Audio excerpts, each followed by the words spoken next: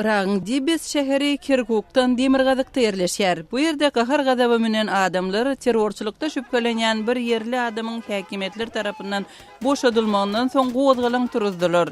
Tutsaqlykdan boşadylan adam jaý partlamasynyň ýa-ni tutsak edilipdi. 13 aprelde Kürt dilli gozgalançylar suwdyň jaýyny sudiýanyň öýüne we goşun ofitseriniň öýüne oda berdiler. Qazaqstanyň paýtagtynda 4 ýanan parlamentiň jaýynyň öňünde özlerini zynjyrladylar. Olar öz jaýlarynyň döwlet tarapyndan alynmagyna protest bildirýärler. Ýananlar parlamentiň agzalary özleri bilen duşuşmaga razy bolýança aksiýasyny dowam etdirjegini aýdýarlar. Astanada döwletiň zerurlygy diýilip ýaşaýjylaryň emläginiň elinden alynmagy ençeme protestleri döretdi. Jaýlarynyň mahrum edilen ýaşaýjylar özlerine berilýän kompensasiýanyň talaba laýyk däldigini aýdýarlar. Ortiýetiň Tatarstan Respublikasynda tatarlaryň jemgyýetçilik we medeni bileleşikleriniň 280 agzasy Gazanyň duşuklar üçin niýetlenen köşküne tekniki diýilip düşündirilen sebäplere göre goý berilmedi.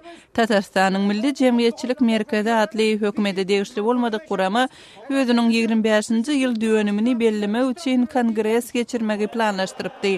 Başga da ýene 3 ýeriň ulanylmagyna häkimetler tarapyndan ruhsat berilmändir. Aktivistler prezident Vladimir Putin'i Ortiýetde tatarlaryň hak hukuklaryna kepil ýetýän kanunlary berja etmäge çagyrdylar. Ortiýetiň Dagestan Respublikasynda regionyň paýtagty Mahaçkalanyň öňki häkimini tutsaklykdan boşatmak boýunça resmi ruhsatly ýöriş geçirildi.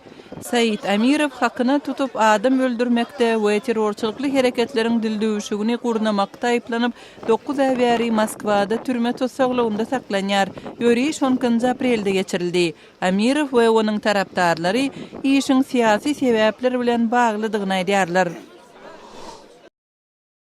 Awganistanyň Daşary işler ministrligi Talibanyň öňkü lideri Molla Aghajan Mutasimyň Dubaýda ýitirim bolanlygyny tasdiklady. Ministrligiň medeniýet wekili Mutasimyň nirededigini anyklamak üçin Awgan hökümetiniň Birleşen Arap Emirlikleriniň resmiýetleri bilen gepleşik alyp barýanlygyny aýtdy.